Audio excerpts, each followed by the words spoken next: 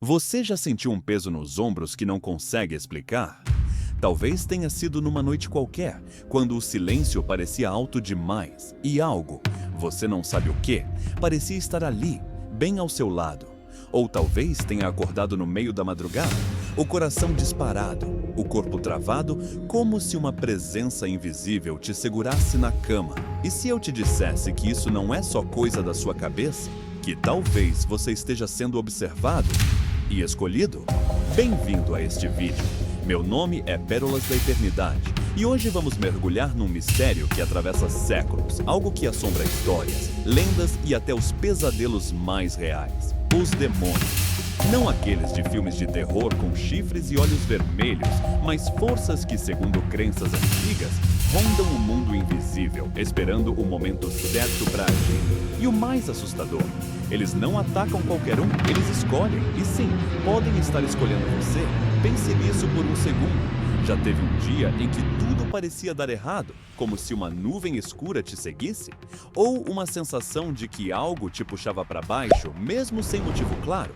Muitos dizem que isso é só estresse, cansaço, a vida moderna, mas e se for mais que isso? E se essas sombras que você sente, ou até vê, tiverem um propósito, um alvo? E se esse alvo for você?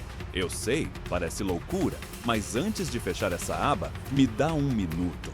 Ou melhor, os próximos 45 segundos, para te mostrar que isso não é só papo de ficção. Histórias reais de pessoas como eu e você sugerem que essas forças existem. E mais, elas não aparecem do nada. Elas vêm atrás de algo específico, algo que você tem, algo que você sente, algo que você talvez nem perceba que está entregando para elas. Imagine a cena. Você está sozinho em casa, as luzes piscam por um instante e um arrepio sobe pela sua nuca. Não é o vento, não é a imaginação. É como se o ar ficasse mais pesado, como se algo te testasse. Já passou por isso? Se sim, você não está sozinho. Milhares de pessoas relatam experiências assim todos os dias, desde sombras nos cantos dos olhos até vozes que sussurram quando ninguém mais está por perto. E o que todas essas histórias têm em comum? Um padrão, um motivo. Agora, olha só, eu não tô aqui para te assustar por assustar. Não é sobre medo gratuito, é sobre entender. Porque se essas forças existem, e muitas culturas, de religiões antigas a tradições populares, dizem que sim, então há uma razão para elas virem atrás de você. E mais importante, há uma forma de você se proteger. Fica comigo até o final deste vídeo, porque eu vou te mostrar exatamente o que atrai essas entidades e, melhor ainda, como você pode fechar a porta para elas de uma vez por todas. Visualize isso enquanto eu falo. Uma sombra se movendo lentamente pelo canto do quarto. O som de um coração batendo mais rápido. Uma pessoa comum, talvez você, olhando para o escuro, tentando entender o que está acontecendo. É assim que começa. É assim que elas te encontram. Mas por quê? Por que você? Por que agora? Não é coincidência, não é azar.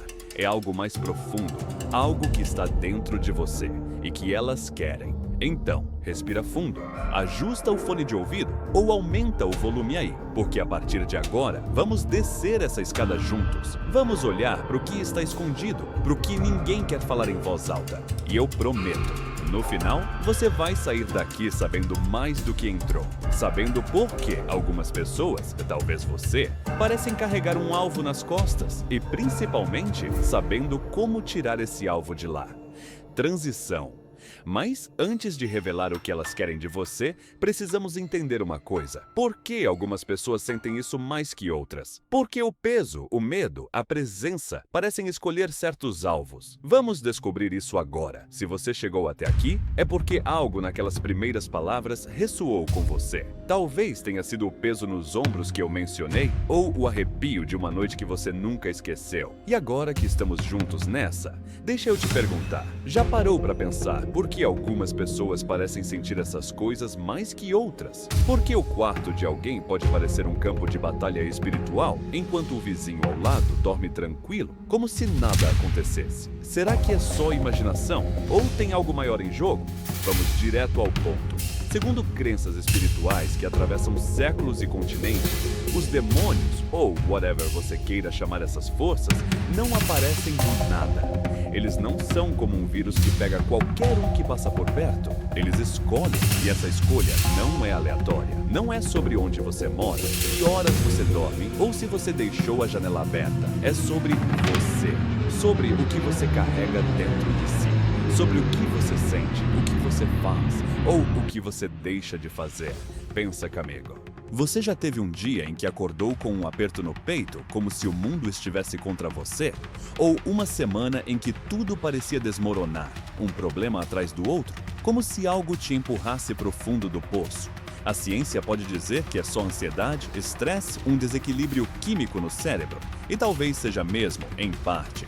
Mas culturas antigas, do cristianismo ao folclore africano, passando por tradições indígenas, têm outra explicação. Elas dizem que essas forças invisíveis estão sempre por aí, rondando, procurando uma brecha, e quando encontram, elas entram. Mas aqui vem a grande questão. A que me fez sentar para gravar esse vídeo. Por que algumas pessoas parecem ser mais atacadas que outras? Por que tem gente que vive relatando sombras, pesadelos, uma presença que não explica, enquanto outras passam a vida inteira sem nenhum susto?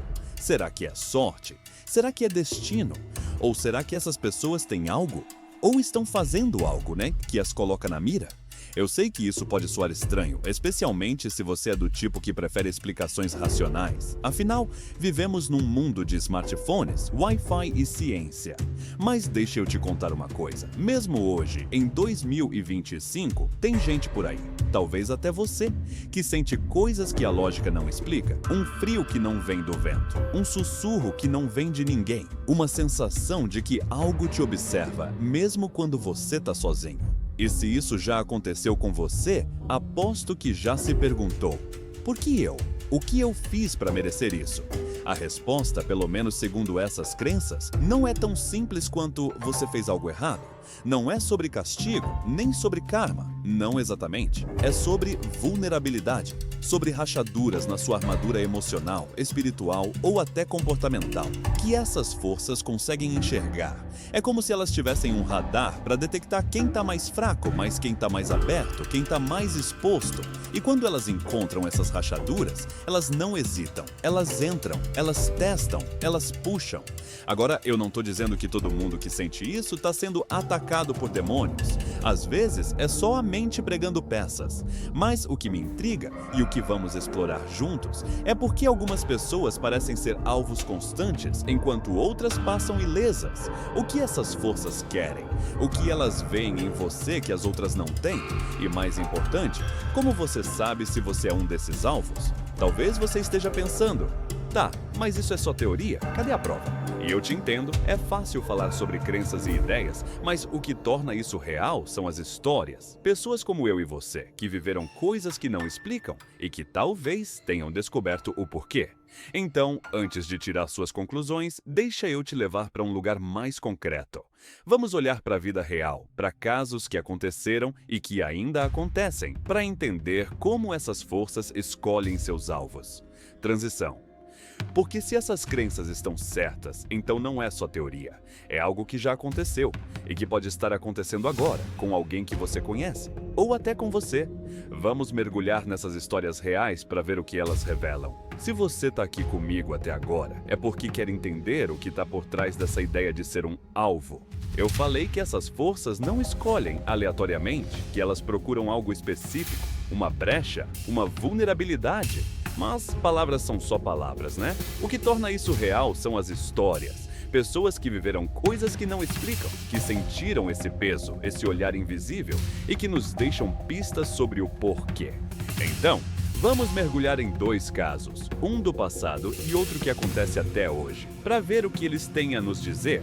Primeiro, vamos voltar para os anos 1970, para uma cidadezinha na Alemanha chamada Klingenberg. É lá que conhecemos Anneliese Michel, uma jovem de 16 anos que parecia ter uma vida normal, família católica, boa aluna, o tipo de pessoa que você podia cruzar na rua sem nem imaginar o que viria depois. Tudo mudou em 1968, quando ela começou a ter convulsões.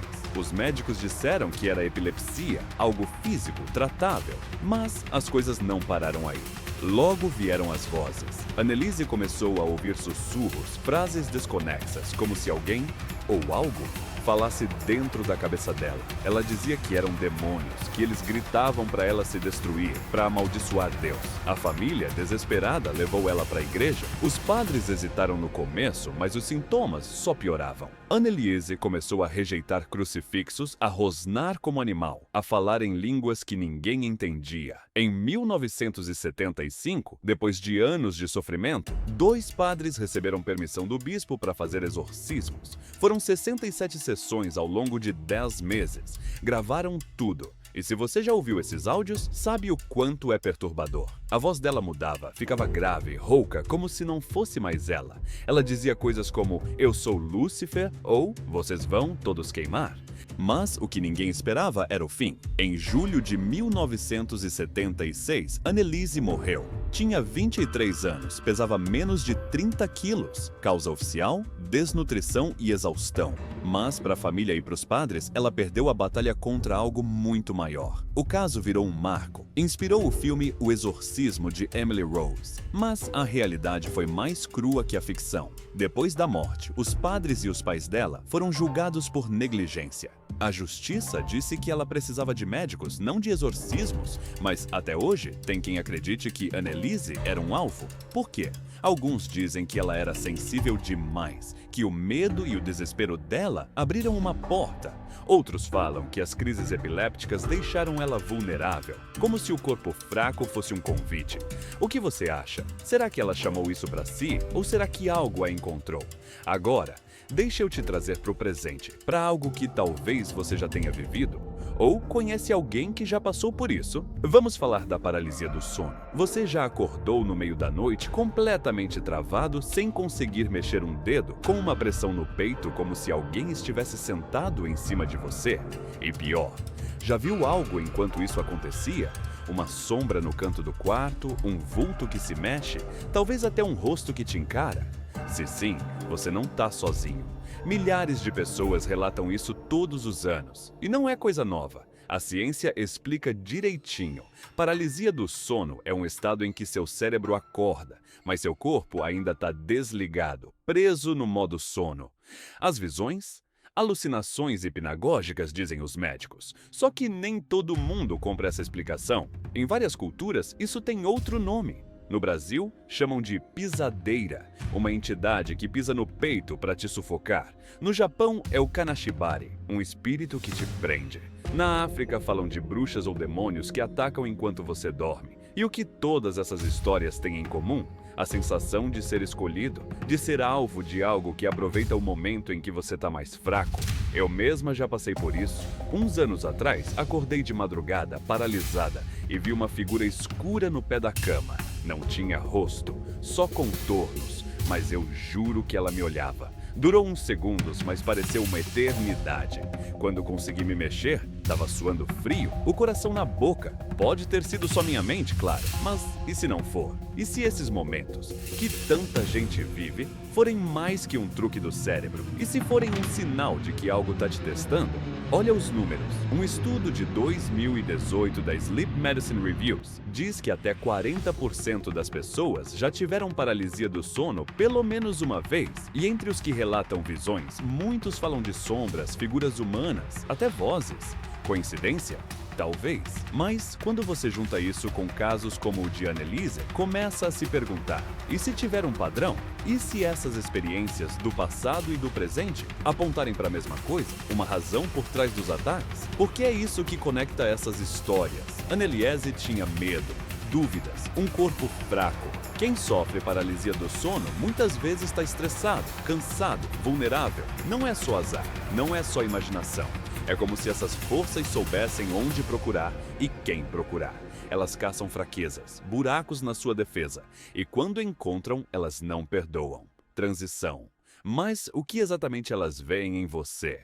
O que faz de alguém um alvo perfeito? Não é só sobre o que aconteceu com Anneliese ou sobre aquelas noites em que você não consegue se mexer. É sobre algo mais profundo, algo que está dentro de cada um de nós. Vamos descobrir agora quais são esses sinais e por que eles te colocam na mira. Chegamos ao ponto em que as peças começam a se juntar. Se você está acompanhando até aqui, viu o que aconteceu com Anneliese Michel. uma jovem que desmoronou sob vozes e sombras que ninguém mais ouvia. Viu também como a paralisia do sono pega tanta gente desprevenida, trazendo vultos que a ciência explica, mas que muita gente jura que são mais que alucinações. E eu te perguntei, por quê? Por que essas forças, sejam elas demônios, espíritos ou o que você preferir chamar, parecem escolher certas pessoas? Por que Anneliese? Por que eu, naquela noite em que vi aquela figura escura? Por que você, talvez, em algum momento que ainda está na sua memória? A resposta está nas histórias que a gente ouviu, mas também em algo que vai além delas. Segundo crenças espirituais que atravessam o tempo, do cristianismo antigo às tradições populares, essas forças não aparecem para qualquer um, elas caçam. E o que elas caçam são vulnerabilidades. Não é sobre o que você tem na carteira ou onde você mora, é sobre o que está dentro de você. Rachaduras na sua alma, no seu emocional, na sua energia. E olha só, elas são boas nisso. São como predadores que farejam fraqueza a quilômetros de distância. Então, deixa eu te mostrar os 3 sinais principais que, segundo essas crenças, acendem um farol para elas. 3 coisas que te colocam na mira. O primeiro sinal é o medo constante. Pensa nisso. Você já viveu um período em que parecia que o medo era seu companheiro de quarto?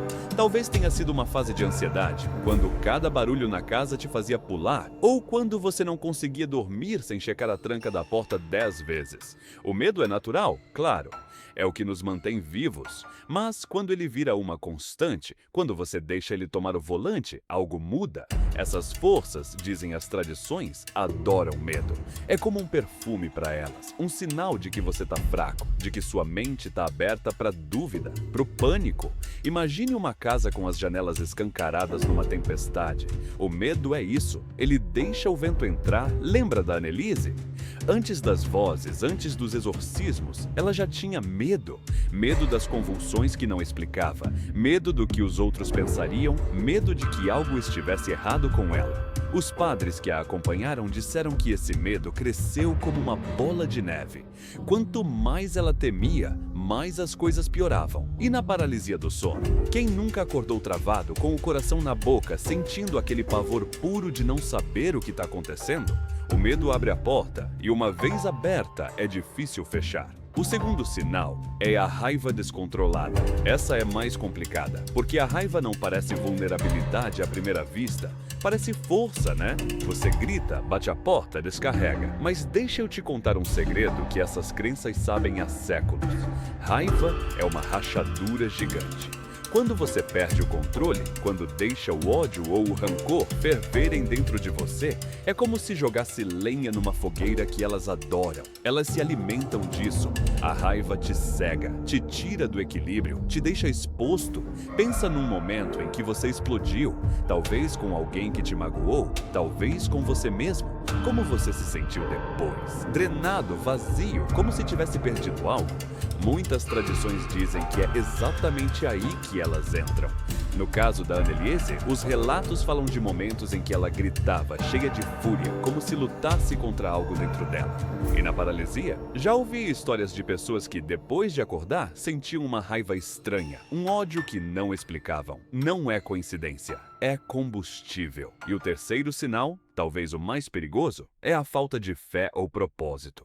Aqui não estou falando só de religião, apesar de que para muitos isso é parte do pacote. Fé é algo maior, é acreditar em algo, seja em Deus, no universo ou em você mesmo. Propósito é saber por que você levanta da cama todo dia. Quando você perde isso, quando você está à deriva, sem chão, sem norte, você vira um alvo fácil. É como uma casa sem trancas, sem alarme.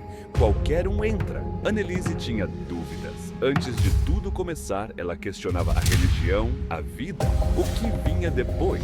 Aquela incerteza, dizem, foi o que abriu o primeiro buraco. E na paralisia do sono, quem passa por isso muitas vezes está num momento de estresse, de vazio, um trabalho que odeia, uma rotina sem sentido.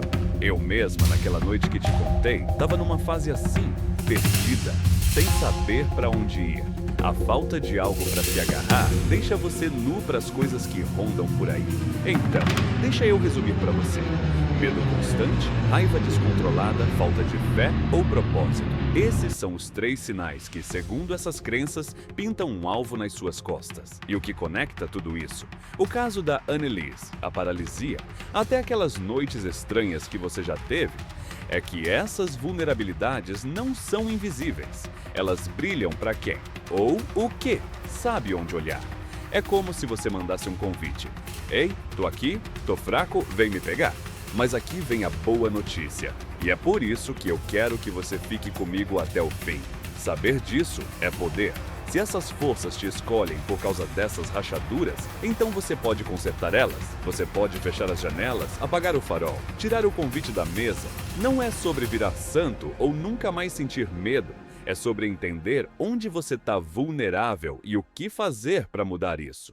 Transição. Porque não adianta só saber porque elas te encontram. O que importa é o que você faz com isso. Então, vamos para o próximo passo. Como você se protege? Como você pega esses sinais e transforma eles em força? É isso que eu vou te mostrar agora. Se você chegou até aqui, já sabe por que essas forças, demônios, espíritos ou o que quer que sejam, podem estar te escolhendo. O medo constante, a raiva descontrolada, a falta de fé ou propósito. Esses são os sinais que acendem o farol, que abrem as portas. Anneliese Michel caiu nessa armadilha. A paralisia do sono mostra como até hoje isso pega a gente desprevenido. Mas aqui vem a parte boa. Você não precisa ser uma vítima. Saber por que elas te encontram é o primeiro passo. Mas o que realmente muda o jogo é o que você faz com isso. Então, respira fundo, porque agora eu vou te mostrar como se proteger. De um jeito prático, acessível, que qualquer um pode usar, inclusive você. Não vou te pedir para virar monge ou sair caçando exorcistas por aí. O que eu vou te dar são 3 estratégias simples testadas pelo tempo, que fecham essas portas que a gente abriu sem querer. Elas não apagam o medo, a raiva ou as dúvidas de uma vez. Ninguém é perfeito, mas elas te dão o controle. Elas te tiram da mira. E o melhor, você pode começar hoje, agora mesmo, sem precisar de nada além de vontade. Vamos lá! A primeira estratégia é o fortalecimento emocional. Lembra que eu falei do medo e da raiva como rachaduras? Então, a ideia aqui é reforçar suas paredes internas. Não é sobre nunca sentir essas coisas, isso é impossível, mas sobre não deixar elas tomarem conta. Uma forma prática de fazer isso é com a respiração. Parece bobo, eu sei, mas escuta. Quando você está ansioso, quando o coração acelera e você sente aquele peso, para tudo. Fecha os olhos, inspira fundo pelo nariz contando até 4, segura por 4, solta pela boca contando até 6. Repete umas 5 vezes, isso acalma o sistema nervoso, corta o pico do medo, te traz de volta para o chão. Eu testei isso naquela noite que te contei. Depois da paralisia do sono, o vulto já tinha sumido, mas o pavor ficou. Fiz essa respiração e aos poucos o aperto no peito foi embora. Não é mágica, é ciência. Mas também é poder. Outra coisa que ajuda é meditação. Nem que seja por 5 minutos. Senta num lugar quieto. Foca num som, o vento, sua respiração, qualquer coisa. E deixa os pensamentos passarem sem agarrar eles. Isso treina sua mente para não surtar com cada sombra que aparece. É como construir um escudo interno, um que essas forças não conseguem atravessar tão fácil. A segunda estratégia é usar rituais simples. Agora, não torce o nariz ainda. Não tô falando de nada complicado ou que precise de um altar cheio de velas pretas. São coisas que culturas do mundo todo fazem há séculos para se proteger e que você pode adaptar para o seu dia a dia. Um exemplo?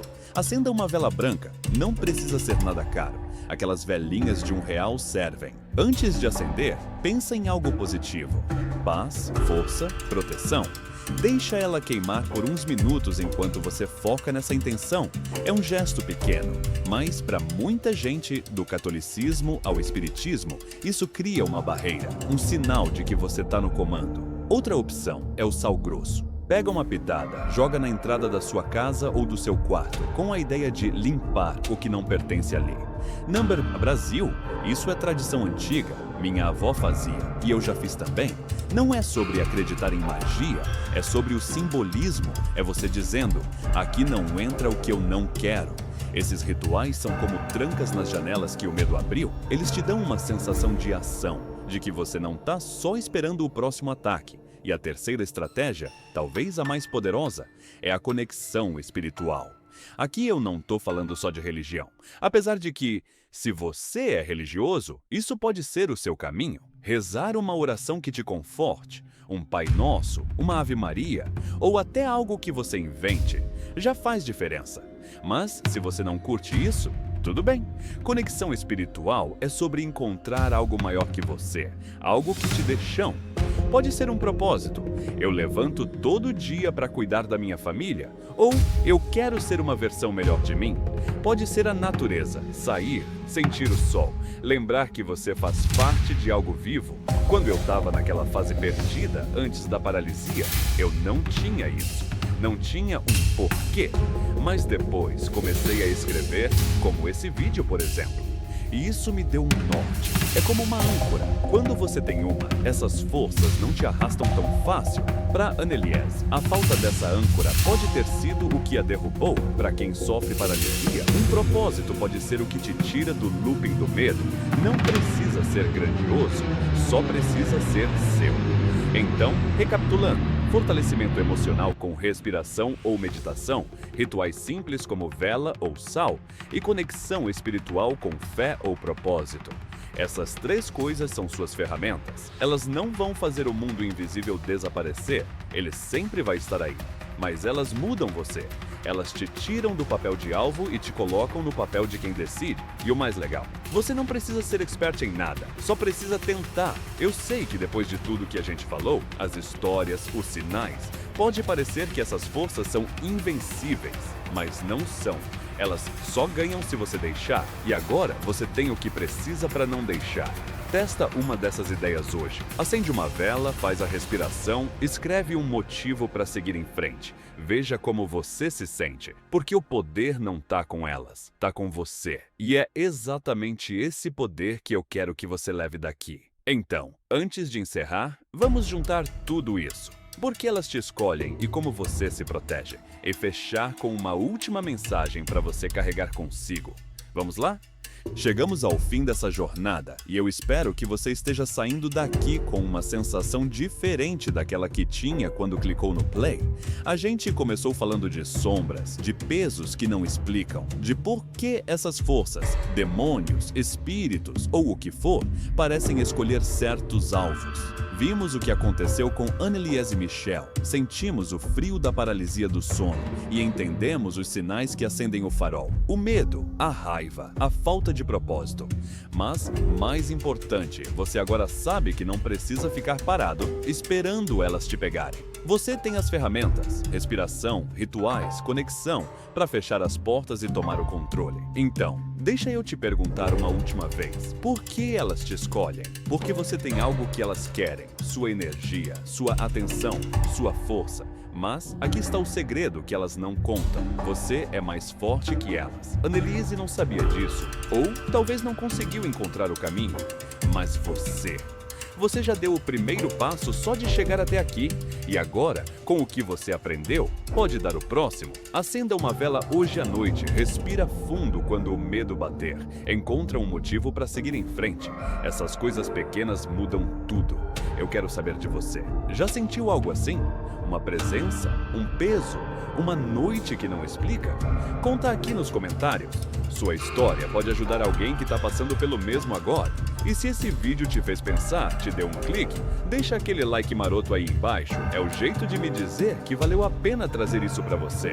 Se inscreve no canal e ativa o sininho também, porque tem muito mais vindo por aí. Histórias, mistérios e formas de encarar o que está escondido no escuro.